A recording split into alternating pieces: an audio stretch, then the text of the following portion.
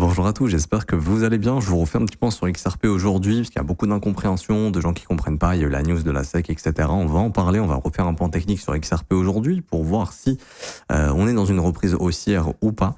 Juste avant, je vous rappelle que mon mentorship est disponible si tu veux te former de A à Z gratuitement à des concepts de trading très très puissants, tout comprendre sur le price action, comment le prix se développe, c'est gratuit, c'est le premier lien en commentaire épinglé. Tu as juste à t'inscrire sur BitGet via mon lien partenaire juste ici, donc tu cliques sur ce lien. Tout simplement, tu crées ton compte, tu valides ton KYC sur la plateforme. Ensuite, tu as juste à faire un trade d'une valeur d'au moins $100 sur la plateforme pour être éligible à mon mentorship. Une fois que c'est fait, tu cliques sur ce lien, la meilleure formation de trading crypto. Tu cliques sur obtenir gratuitement. Tu renseignes email identifiant BitGet. Tu cliques sur recevoir gratuitement. Instantanément, tu recevras la première formation sur ton bull market comme un pro. Et ensuite, jusqu'à 24 heures plus tard, tu recevras ton mentorship dans ta boîte mail qui est composée de 22 cours ici. C'est gratuit, il n'y a absolument rien à payer. N'hésite pas à en profiter, ça va te former de A à Z. Alors, pour venir sur XRP, hier, on a la news de la SEC qui abandonne ses poursuites contre l'entreprise XRP, enfin contre en gros Ripple XRP. Alors bien sûr, c'est une news qui est positive, ok. Donc là, je suis sur Twitter, je vais essayer de vous la trouver, la news. Hop, voilà, je trouve le premier compte qui est venu. Tac, ici. Alors, on va lire la news, hein, donc grosso modo, la SEC abandonne ses poursuites contre XRP, etc., etc.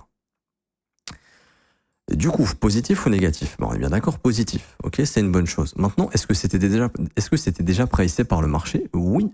Pourquoi? Parce que depuis que Donald Trump est président, et pourquoi XRP ici a fait cette jambe haussière peu avant l'investiture de Trump? Parce que ici, de plus en plus, on commençait à avoir des news que Trump allait mettre à la tête de la SEC et de la CFTC. Donc, ce sont les deux organismes qui régulent les marchés financiers et la finance aux États-Unis. Trump allait mettre des pro-crypto au pouvoir.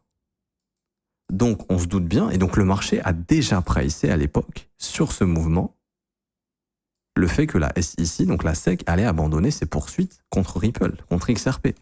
Et donc hier, il y a beaucoup de gens qui célèbrent, et c'est une très bonne chose. Et j'ai l'impression d'être un anti-XRP, alors que pas du tout, mais je suis obligé d'être factuel et de vous montrer comment les marchés fonctionnent. Les marchés ont déjà pricé ça. C'est-à-dire que la news, elle sort, ça fait un short quiz de ceux qui étaient short sur XRP, mais sans plus. Ça va pas nous ramener des institutions qui vont s'exposer massivement sur XRP. Pourquoi? Parce que c'était déjà pricé, tout simplement. Quand ici, Donald Trump a gagné les élections le 6 novembre 2024, pourquoi XRP a explosé ici et passé de 53 centimes à 3,39 $? Parce qu'on savait que Donald Trump était un pro-crypto maintenant, ce qui n'était pas le cas avant. Il suffit de rechercher un petit peu, Trump a pas mal taclé les cryptos pendant son premier mandat. Sauf que maintenant, il a compris qu'il fallait être pro-crypto, que ça se passait, et qu'il fallait que ça se passe aux USA, que ça allait booster leur économie, etc. Et en passant, ça pouvait lui faire gagner des voix également, donc augmenter ses probabilités de devenir président. Donc il a joué cette carte, et il a agi en conséquence, et on le remercie pour ça, hein, entre guillemets.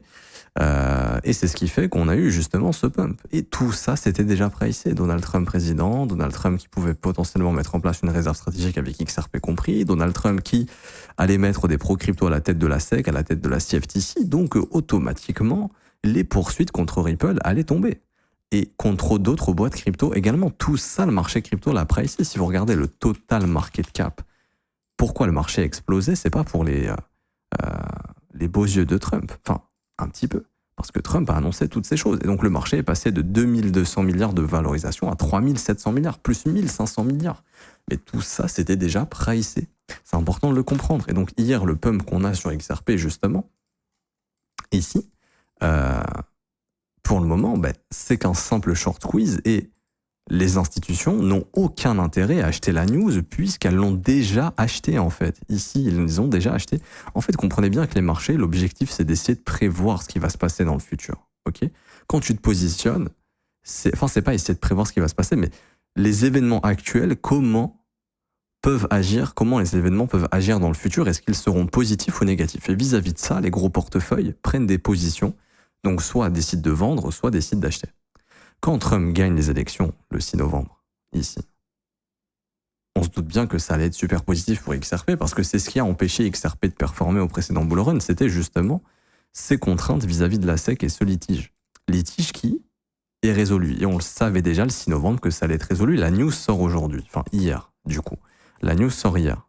Sauf que la news sort hier, mais je le redis, c'est déjà pricé.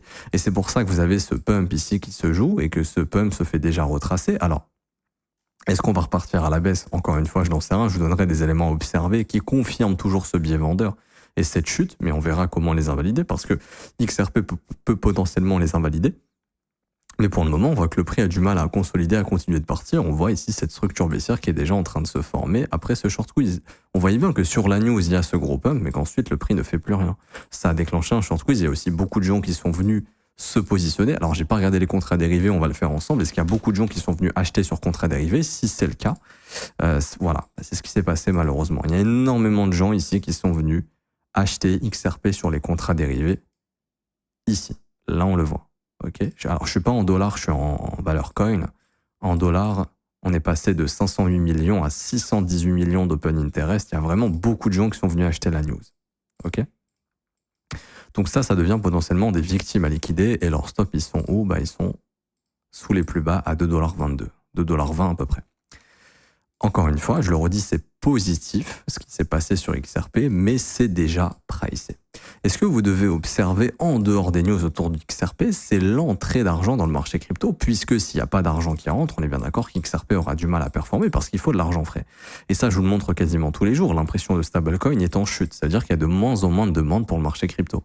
Par exemple, si des institutions décident de s'exposer sur XRP, on devrait voir au cours des prochains jours des gros inflows, des grosses impressions de stablecoin. Ce qui n'est pas le cas. Pour le moment, peut-être que ce sera le cas au cours des prochains jours. Si ce n'est pas le cas, ça veut dire que malgré les bonnes news qu'on a, le marché n'arrive pas à relancer à la hausse parce que c'était déjà pricé. Et du coup, quels sont les objectifs à observer? Alors perso, je pense qu'XRP ira chercher, surtout quand ces ETF seront approuvés, pas au moment de l'approbation des ETF, mais je pense que quand la Fed s'approchera de la fin de son QT, donc probablement fin d'année ou en 2026, et qu'on repassera dans un éventuel QE parce que l'économie commence à se dégrader un petit peu, je pense qu'on va retrouver de l'intérêt dans le marché crypto et je pense également que le gouvernement américain va en profiter quand les taux d'intérêt seront bas pour construire leurs réserves stratégiques de crypto. Alors Bitcoin, j'en suis convaincu, XRP, Ethereum, tout ça, je ne sais pas. Je ne sais pas s'ils achèteront ces crypto-monnaies-là, mais Bitcoin, je pense. Mais tout naturellement, s'ils achètent du Bitcoin, ça va redonner de l'intérêt au marché crypto et XRP pourra performer. Je pense personnellement qu'XRP à long terme, quand je dis long terme, c'est au cours des prochaines années, je pense qu'il ira chercher dans les 5 $ et au-delà. Sauf que pour le moment, je suis factuel, et tant que XRP ne ressort pas de ce range qui a été cassé aux normes et qui a été fake out, et c'est ça le point le plus important, et c'est ce qui confirme pour le moment qu'on est dans une distribution. Et ça m'intéresse pas nécessairement de vous dire ça pour vous le dire. C'est juste que c'est factuel. Vous voyez, par exemple, sur la news de réserve stratégique, XRP n'a pas non plus réussi à casser son range à la hausse. Quand le marché balance des news, on peut pas faire plus bullish que réserve stratégique d'XRP. Et même la SEC qui abandonne ses poursuites, c'est pas aussi bullish que ça. Sauf que le marché n'arrive pas à recasser le range et à repartir à la baisse. Ce sont des indicateurs puissants de sentiments et d'offres et de demandes qui montrent que pour le moment, il n'y a plus de demande pour XRP. De demande institutionnelle. En tout cas, pas forcément à ces prix-là, potentiellement plus bas. Parce que ici, on voit qu'il y a de la distribution qui sont en train de prendre des bénéfices. Okay, et vous devez, à mon avis, faire de même. Je le redis, je dis pas de tout vendre encore une fois. Il y a beaucoup de gens qui comprennent pas. Prendre des bénéfices, ça veut dire gérer son risque. Si je suis exposé à 100%, je prends un peu de profit ici et je programme des ordres d'achat plus bas. Si le marché ne baisse pas, c'est pas grave. J'ai encore du XRP pour vendre plus haut. Mais plus un marché monte, plus vous devez le vendre. On revient à la base du trading. Buy low, sell high. J'achète bas, je vends haut. C'est la base des bases des bases. Ok, on est bien d'accord. Donc plus un marché explose, surtout quand le marché prend quand même 544% en l'espace de 2 mois, faut prendre des profits. Je dis pas de tout vendre, mais si tu as 100 XRP, t'en vends par exemple 15, 20. Et après, ce cash que tu récupères, tu le réinvestis plus bas. C'est l'objectif. Si le marché continue de monter, les XRP que tu as encore, tu continues de les vendre. Parce qu'à un moment donné, les marchés retracent. Et c'est ce qui s'est passé ici quand on est passé des 3,40 $ à 1,80. Il y a eu un retracement d'une 50%. Donc l'objectif, c'est de racheter plus bas à chaque fois, de vendre plus haut pour racheter plus bas. C'est comme ça qu'on fait de l'argent. Et du coup, quelle est également une chose à observer? Alors comme je vous disais, la cassure du range et la réintégration, à mon avis, donne plus de probabilité, je le redis encore une fois, et j'espère que je me tromperai, que ça cassera au nord pour tous les holders d'XRP, mais jusqu'à preuve du contraire, pour l'instant, c'est pas le cas. Ça donne plus de chances à une cassure baissière. Parce que si on avait fait l'inverse, la fausse cassure au sud et la réintégration, il y aurait beaucoup plus de probabilité d'aller casser au nord. Ce serait signal d'une accumulation. Sauf que ça, c'est le signal d'une distribution. Distribution qui a eu lieu le jour de l'investiture de Trump, puisque on a acheté l'élection de Trump, on a pricé et les institutions ont acheté tout ça, c'est-à-dire que le premier jour où ils ont acheté quand Trump a gagné, ils ont déjà noté. Alors, qu'est-ce qui peut se passer sur XRP au cours des prochains jours, prochaines semaines, prochains mois? Ah, réserve stratégique? Possible. Ok, bah on achète ces bullish. Ah, il peut se passer quoi? La SEC qui abandonne ses poursuites? Ok, oui, très probable. Ok, on achète ces bullish. Ok, bah du coup, si on pense ça, il y a aussi d'autres institutions qui vont acheter, donc faut se positionner avant eux. On se positionne en même temps que... Et c'est ce qui a fait ce rallye institutionnel ici. Sauf que maintenant, il y a tout le monde qui est arrivé à la fin, qui espère qu'il y ait la vague haussière avec les news maintenant, sauf que ces mecs-là ont déjà acheté vis-à-vis de ces news. Et maintenant, ils ont leur sell de news, qui était l'investiture de Trump, et c'est pas anodin que le marché est top le 20 janvier quand Trump a été président. Si vous regardez, XRP, il a fait son top. Peu de temps après, le 16 janvier, il a refait une mèche ici le 20 janvier. Là, c'est l'investiture de Trump. Ah bah, c'est ce qu'on appelle le sell de news. Nous, on s'est positionné en amont pour jouer ça. Ah, investiture de Trump, on vend. Ah, maintenant la news de la SEC qui sort. Ah, bah c'est encore celle de news. Ok, et ça risque d'être le cas. Et maintenant, je vous montre techniquement ce que vous devez observer et ce qui invalidera cette analyse, parce que, encore une fois, je ne suis pas exposé sur XRP, mais rien ne m'empêche de l'analyser et de faire des plans sur celui-ci. Ok. Si je voulais invalider ce biais, il faudrait voir un breaker sur le dernier order block baissier qui s'est formé ici. Sauf que pour le moment, cet order block, on voit que c'est la news qui nous a renvoyé dans l'order block, mais cet order block ne devient pas breaker. Donc pour moi, tant que cet order block est maintenu, déjà, beaucoup plus de chances de renvoyer le marché à la baisse. Et si jamais il devient breaker, là, ça va être intéressant de voir ce qui va se passer dans le haut du range. Ce qu'on voudrait voir si à ce moment-là, ça devient breaker, c'est un pullback pour définitivement défoncer le haut du range. Et là, on repartira dans un rallye haussier sur XRP. Mais il faut des news, à mon avis. Et là, pour moi, on a balancé tout ce qu'on pouvait balancer. Il n'y a plus rien. Alors, ce qui pourrait être balancé, c'est des pays, des banques qui passent des partenariats avec Ripple, etc. De grosses banques, vraiment de très gros catalyseurs qui vont motiver des institutions à se dire « Ok, au cours des prochains mois, la crypto-monnaie XRP pourrait prendre en valeur parce que fondamentalement, il s'est passé ci, il s'est passé ça, etc., etc. » Sauf que là, j'ai l'impression qu'on est arrivé à bout des narratifs et que hier, la SEC qui abandonne ses poursuites, c'était malheureusement déjà pricé. Et j'ai l'impression qu'on le voit sur la réaction du prix ici, où pour le moment, on a déjà ce retracement qui intervient. Alors encore une fois, faudra voir si on repart vraiment à la hausse ou pas, mais ce qui a le plus de chances d'arriver, malheureusement, c'est le fait que ce soit déjà pricé. Et ce que je vous invite à observer également, vous mettez votre graphique en horaire, pour ceux qui hold XRP, et vous notez le fair value gap qui s'est formé sur la news. Ça va être une zone à maintenir. Si le prix maintient ce fair value gap, consolide dedans, il y a des chances qu'on revoie une vague haussière et que XRP aille chercher plus haut, par exemple, de $65 et plus. Et peut-être le haut du range à nouveau autour des 2,75 à 2,95. Ok ? Par contre, si XRP, donc je vous invite à mettre des alertes, et c'est ce que je vais faire également, si XRP perd cette bougie impulsive de la news, tous ceux qui ont acheté cette news vont être en perte et ils vont devoir sortir de leur position, ce qui va créer plus de vendeurs et ramener les prix plus bas.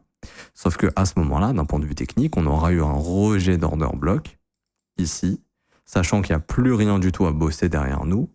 Les deux points d'intérêt seront les suivants, revenir sous les 1,91$ et revenir sous les 1,78$. Mais si on fait ça, malheureusement, on cassera le premier arrêt, et vous connaissez la règle, si on casse le premier arrêt, on viendra chercher également les 61,8 à 1,47$.